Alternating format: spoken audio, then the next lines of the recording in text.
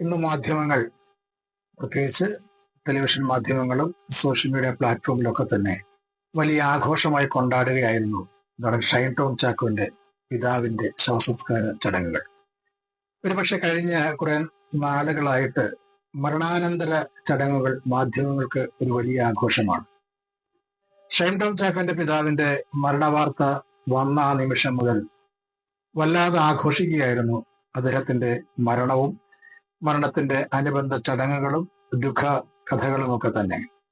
ഒരുപക്ഷെ ഷൈൻ ടോം ചാക്കോന്റെ ജീവിതത്തിൽ ഇത്രമേൽ ദൃശ്യമാധ്യമങ്ങൾ ഒപ്പിയെടുത്ത നിമിഷങ്ങൾ വേറെ ഉണ്ടാകുമെന്ന് തോന്നുന്നില്ല. ഒരു നടൻ എന്നതിലുപരി അദ്ദേഹം പലപ്പോഴും അഭിമുഖങ്ങളിലും മറ്റും ഒക്കെ തന്നെ ഒരു കോമാളിയാകുകയും അദ്ദേഹം ഒരുതരം അരവട്ടനെ പോലെ സംസാരിക്കുകയും പെരുമാറുകയും ചെയ്യുന്നൊരു അവസ്ഥയുണ്ടായിരുന്നു. അങ്ങനെയാണ് ഷൈൻ ടോം ചാക്കോനെ മലയാളികൾ കണ്ടിട്ടുള്ളത്. ചലച്ചിത്രം വിട്ട്, സിനിമ വിട്ട് മറ്റൊരു മാധ്യമങ്ങളിൽ അദ്ദേഹം ഒരിക്കലും സ്വസ്ഥമായിട്ടിരുന്ന് സംസാരിക്കുന്ന ഒരവസ്ഥ കണ്ടിട്ടില്ല. ഒരുതരം വിരളി പിടിച്ച ഒരാളെ പോലെ ഓടി നടക്കുന്ന ഒരവസ്ഥയുണ്ട്. പലപ്പോഴും ആൾക്കാർ ചിരിക്കുകയായിരുന്നു, കോമാളിയാകുമായിരുന്നു. മലയാളികളുടെ മുമ്പിൽ ഒരു കോമാളിയാകുന്ന ഒരാളായിരുന്നു ഷൈൻ ടോം ചാക്കോ. പക്ഷെ ഇന്ന് ഷൈൻ ടോം ചാക്കോന്റെ വീട്ടിൽ നടന്ന മരണാനന്തര ചടങ്ങുകൾ ആര് കണ്ടാലും കണ്ണു നിറഞ്ഞു പോകും. അത്രമേൽ ദുഃഖസാന്ദ്രമായിരുന്നു.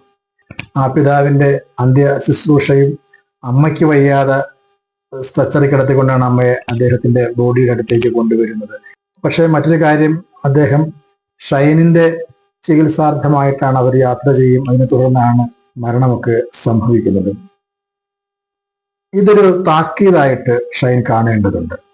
ഷൈന്റെ ജീവിതത്തിൽ ഒരു വഴിത്തിരിവായിട്ട് ഈ മരണത്തെ കാണേണ്ടതുണ്ട്. ഇത്രയും കാലം അദ്ദേഹം ജീവിതം ആഘോഷിക്കുകയായിരുന്നു, അടിച്ചു പൊളിക്കുകയായിരുന്നു. ഒരു പക്ഷേ എന്തോ ഒരു ദുരവസ്ഥ പോലെ, എന്തോ ഒരു ദുരന്തം പോലെ അദ്ദേഹത്തെ വല്ലാതെ പിടിച്ചുലയ്ക്കുന്ന, അദ്ദേഹത്തിന്റെ ഇതുവരെയുള്ള ജീവിതത്തിന്റെ എല്ലാ ആഘോഷങ്ങളുടെയും തെളിമ, എല്ലാ ആഘോഷങ്ങളുടെയും വർണ്ണപ്പകിട്ടുകൾ ഇല്ലായ്മ ചെയ്യുന്ന ഒരു വലിയ വേദനയിലേക്കാണ് പിതാവിന്റെ മരണം വന്നു വീണത്. അതുകൊണ്ട് തന്നെ അദ്ദേഹത്തിന്റെ ഓർമ്മയിൽ പിതാവിന്റെ ആകസ്മികമായ ഈ വേർപാട് ഷൈന്റെ ജീവിതത്തിൽ പുതിയ ഒരു വെളിച്ചമുണ്ടാകട്ടെ, പുതിയൊരു ജീവിതപാത അദ്ദേഹത്തിന് തുറന്നു കൊടുക്കട്ടെ എന്ന് നമുക്ക് ആഗ്രഹിക്കാം, പ്രാർത്ഥിക്കാം.